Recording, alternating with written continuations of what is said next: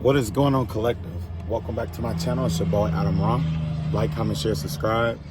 It's a little bit louder here today because I got the windows down and stuff like that, but you know. Okay, so where I left off yesterday, the last video, it was talking about the law of mentalism, the law of correspondence, and we talked about the law of vibrations, I believe. Let me double check here. I believe it was vibrations. Yeah, vibration. Okay, so now we are going to talk about the law of what is that? I think I'm going to do the law of gender. That's what we're going to do next. Okay, so we have mentalism. We got the law of correspondence, which basically means that everything has an opposite, right? And then we have the law of vibrations. And today I'm going to talk about the law of gender. Okay, so essentially when I say the law of gender, we pretty much already got a good idea of what the law of gender is going to be about. Basically, just as we have corresponding aspects, right? Like we have hot and we have cold, right? Got positive and negative poles, right? Basically put, when we split this in half, right? With the law of gender, it's going to say basically that one side is going to be considered the masculine energy. That is the creative force. And then you have the feminine energy. This is going to be the receptive force. Now, the way that this works, neither one can operate without the other. Although it appears that the masculine force is the strongest, it is also limited. Okay? Although the masculine force is the strongest, it's the most limited. However, although the feminine force is like yielding or considered to be weaker, it's just yielding. This is the most force. This has the most energy or most to it, right? The most reserves. The reason being is if you look in our universe, let's say this is our universe. Now in our universe, you have multiple stars, right? Those stars are active light. It's considered to be active light. So you can see those shining, certain places or whatever, right? Now, once you get further away, of course, you can't see anything, which leads you back to the space in between those stars. It's almost like embryonic fluid, right? But the space in between those, that active light is the feminine passive light. The reason why it's considered to be passive light is because this light is on a lesser gradient than the other aspect of light. You see what I'm saying? After a certain point, the light becomes, weaker, essentially, right? Because essentially, it's all light. It's still light. We still have like black light and stuff like that. Only it's on a different. It's on a lower gradient, essentially, right?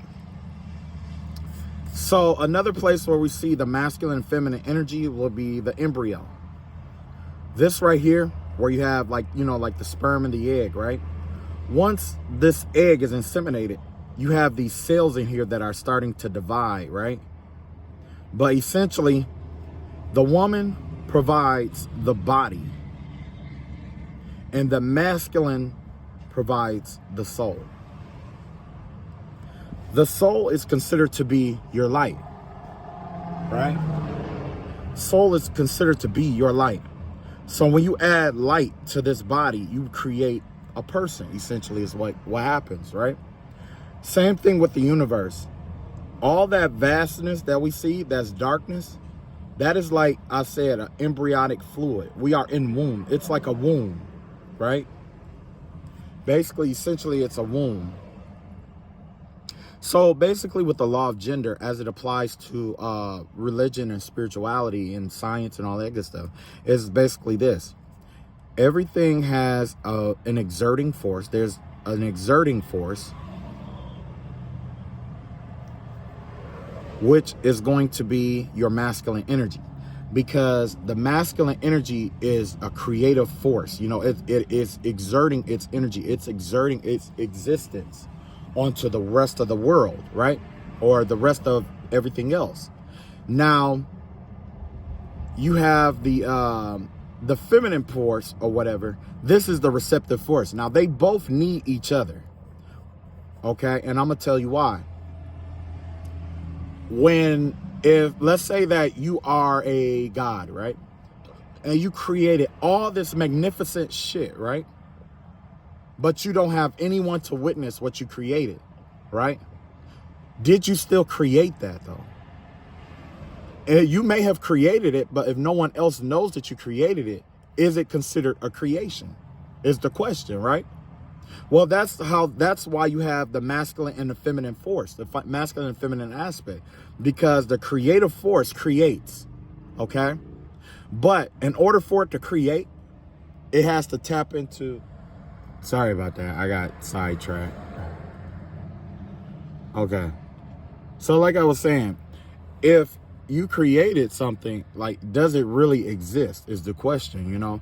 So that's why there's rules and laws, even to, you know, godsmanship, even to being a god. Because essentially what happens is, if you are a creator, if you are indeed a creator, you aren't a creator until you have, you know, you have something receptive to your creation. That's one of the prerequisites of being a god. You need someone or something to be receptive to your creative force. Because if you are just a creator and you've been creating all this magnificent shit, no one's ever seen it, no one's ever experienced it, guess what? It doesn't exist. You see what I'm saying? So that's why the masculine and the feminine energies go hand in hand. You have the creative force and you have the feminine properties, right? The masculine force, the feminine force is like that proverbial cup that I told you about, right? Now, with this feminine force, you could pour with this cup that's empty. It's receptive. It's open to anything that you pour into it, essentially, right? Whether it had, you know, and when I say it's open to anything you pour into it, it's open to anything you pour into it, but with it, and essentially the way that it works is like it's receptive to everything you pour into it. Now, does it accept it, reject it, or try to change what you pour into this cup is something completely different, right? Overall, you need a force that is receptive to what you created, right? So by filling up this cup is receptive to the water, and the water becomes the cup, right? Now, once it is full, what happens? It seeks to be empty by overflowing. That's its form of rejection. Accepting it is being, you know, of course, obviously accepting what is created. Now, once it's overfilled and it's starting to reject it, it begins to overflow and it starts to flow out. Okay? So basically that's what the law of masculine and feminine energy is about. So in terms of let's say religion, right? In religion, especially with Christianity, you have masculine and feminine energies, right?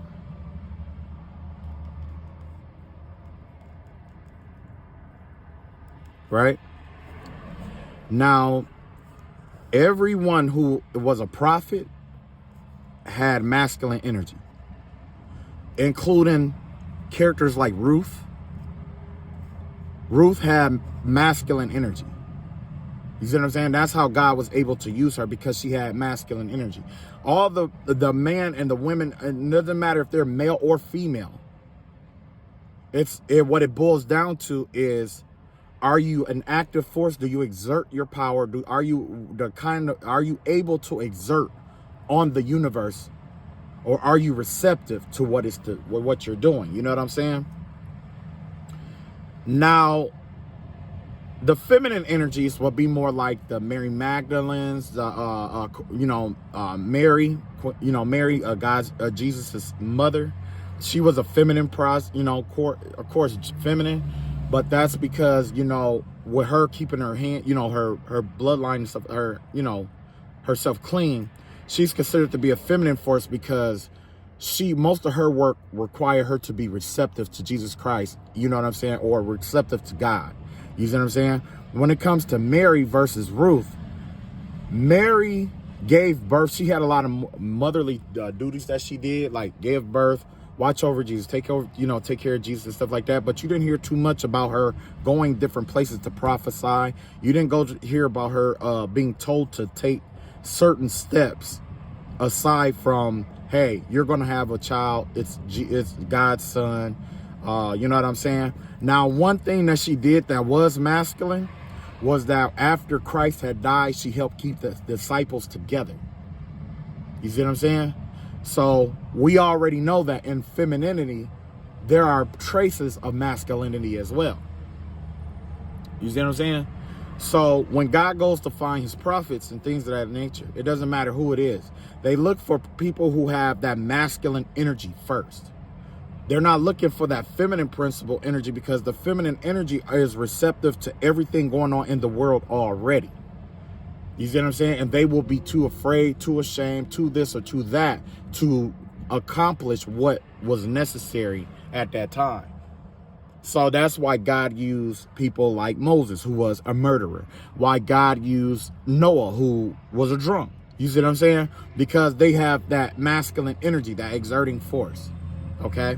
Now, when it comes to spirituality, you also have that positive and negative energies, right? Now, of course, we have to loop it, right? Like that. Now, the thing is, what I had to learn on my spiritual journey was that when you have it looping like that, one energy is going to be receptive to the other. So let's say you got negative energy, which is marked by what? Electrons, right? And you got one side that is marked by what? Protons, right? Although protons are extremely strong and powerful and limited in the universe, and it's a masculine energy, guess what? It's not as strong as electrons, because most of the protons aren't even capable of interacting with our world aside from photosynthesis. We do have protonic based technologies that occur, and maybe there is other, protonic things that goes on, but it's not too much. You don't hear too much about protonics, but you hear a lot about electronics, right? Those electronics are is a feminine based energy, and it's a receptive energy, right? So with electrons, I believe electrons have a tendency to absorb energy better than protons, if I'm not mistaken. Protons transmit energy very well, but it's hard to interact with them. But the electrons have a tendency to absorb energy better than the protons, if I'm not mistaken. Now, I can be corrected, so I have to go back and look. But with the electrons and the protons being masculine and feminine energy, electrons has way more leverage in our world, because we have experience using those electrons versus the protons. Okay? And maybe it's just a science thing, you know what I mean? But in spirituality, it boils down to this. I guess this would have been better.